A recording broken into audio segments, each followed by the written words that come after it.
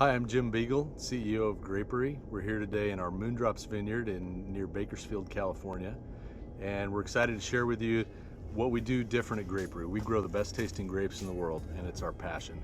It's not an easy thing to do. It sets us apart from a lot of other farmers, but it's so exciting to be able to grow great tasting grapes and deliver them to shoppers around the world so people can share these with their families and really get an appreciation for how wonderful grapes can taste.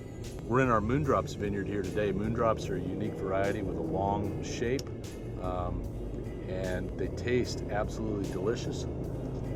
This variety took us several years to develop. We had a fun contest with consumers to come up with the name Moondrops, and most people who eat these grapes say they're the best tasting grapes they've ever had. So we're excited to share these in September and October. We have a wide lineup of different grapes that we grow. We grow cotton candy grapes, which are the rock star of the Grapery lineup. They're our most popular grape and the one that people react to most strongly. Those are available in August and a little bit into early September.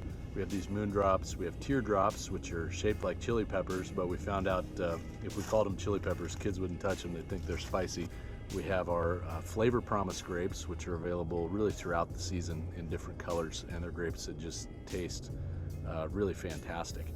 We have our Gumdrops, which is a really exciting new variety of grapes. It tastes like grape candy, and we have some available early in July and August and some available later in October. How do we grow these things that have all these amazing flavors that you've never seen before? We work with a breeding company who's breeding grapes for great flavor. It's not GMO.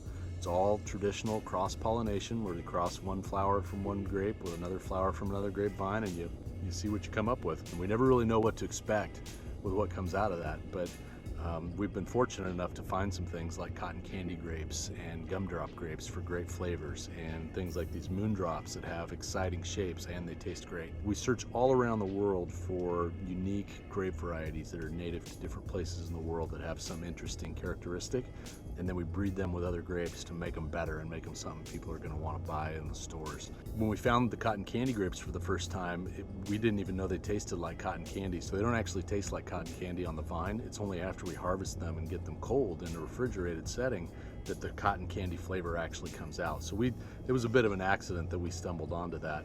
Cotton candy grapes are the most difficult grape there is to grow.